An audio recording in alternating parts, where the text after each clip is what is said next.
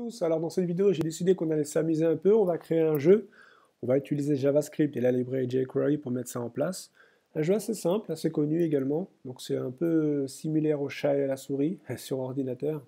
Donc avec ma souris on va essayer d'atteindre cette image, le chat, donc là ça ne fonctionne pas parce que comme vous pouvez le voir il n'y a rien qui est fait. Et donc lorsqu'on essaiera d'atteindre ce chat, donc ce chat se déplacera, donc le but est donc d'aller plus vite que l'objectif, donc la cible, on a plus vite que la cible et donc de l'atteindre avant qu'il ne se déplace. Donc chose qui n'est pas possible car la cible a toujours raison, se déplace toujours plus vite que l'humain, bien sûr. Alors on va mettre ça en place. On va utiliser jQuery, pas plus de 7-8 lignes de code, ça va être très simple. On va faire ça au plus simple. On va commencer d'ailleurs par définir une position pour ce chat, on va le mettre un peu plus au centre. Donc chose que je vais faire immédiatement. Alors je vais faire un zoom. Donc pendant que j'écris les lignes, j'expliquerai par la suite ce que je suis en train de faire pour que ce soit compréhensible pour ceux qui ne connaissent pas les fonctions utilisées. Alors là, donc le but étant de centrer le chat pour commencer, pour lui donner une position de départ. Alors, on va lui mettre 200 pixels. Donc position verticale et horizontale, c'est ce que je suis en train de faire actuellement. Donc 200 pixels du haut et 500 pixels par rapport à la gauche. Ça, c'est la position de départ. Alors, je vais dézoomer. Voilà. Ensuite, on actualise. Voilà, on est plus ou moins au centre. Bon, c'est plutôt correct. On va rester comme ça, c'est pas mal. Et ensuite, donc on va continuer. Alors, ce qu'on va faire, donc c'est le principe de base du jeu. Donc on va travailler sur l'image. Alors, image, on, donc mouse enter. Donc la souris, donc mouse enter, donc notre souris à nous, lorsqu'elle va sur l'image, ça va déclencher une fonction. Et cette fonction va définir justement les instructions. Alors, avant de définir les instructions, il faut penser à comment l'image peut être déplacée sur l'écran. Parce que le but, c'est que l'image soit déplacée de manière aléatoire. Il faut qu'on ne sache pas où est-ce qu'il va aller. Donc, est-ce qu'il va partir d'abord sur la gauche, ensuite la droite, de travers, de diagonale, on ne sait pas. Il faut que ce soit aléatoire, il faut que ça paraisse vrai. Alors, on va définir deux variables pour mettre ça en place. Donc, une variable de position horizontale avec x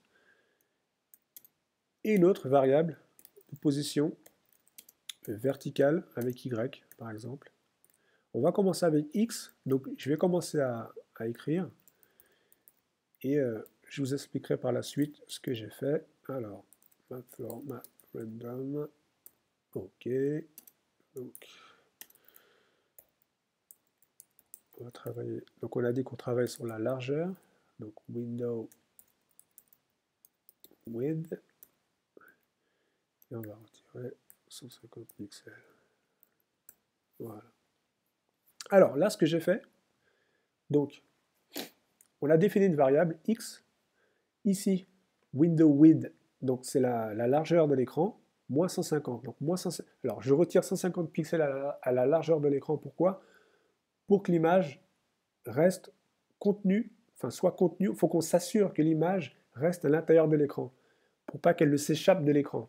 Donc si votre écran, si la largeur de votre écran fait par exemple 800 pixels, on en retire 150 à ces 800, comme ça on s'assure justement que l'image ne s'échappe pas. On le multiplie par la fonction mathRandom. Donc mathRandom, c'est une fonction qui nous renvoie un chiffre compris entre 0 et 0,9. Donc si ce chiffre est de 0,6, donc ça fait 0,6 fois la largeur de l'écran moins 150. Ce chiffre retourné donc, sera traité par la fonction mathFloor. mathFloor, donc cette fonction, cette méthode, nous renvoie un chiffre inférieur à celui qui est donné. Par exemple, si là, le chiffre donné est 650,49, mathFloor nous renverra 650. Donc le chiffre inférieur, si le chiffre donné est 749,76, mathFloor nous renverra 749, un point c'est tout. Il nous supprime la virgule et le chiffre derrière, donc pour qu'on ait un chiffre roux entier. On va faire la même chose pour le positionnement vertical. Donc ce que je vais faire un copier-coller, tout simplement, comme ceci, voilà.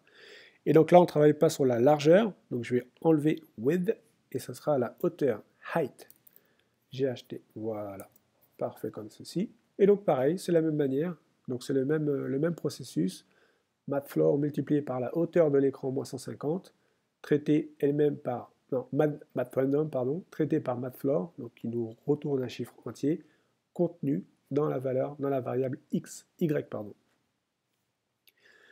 À cela, dernier élément, alors, l'image, donc la position finale de l'image à chaque tentative. Alors, chaque tentative d'approche de la souris, donc de nous, du joueur. Et donc, top. Donc pour la position verticale, ce sera avec la variable x, ici. Et pour la position horizontale, ça sera avec y. Voilà. Donc ça devrait être bon, ça devrait fonctionner. On croise les doigts, hein, toujours. Il suffit qu'il y ait des erreurs. Alors, je vais dézoomer. Je vais me relire une dernière fois. Ok, ça a l'air plutôt pas mal. Donc, j'enregistre, je retourne sur ma page web, on actualise, on essaye, et voilà. Donc ça fonctionne.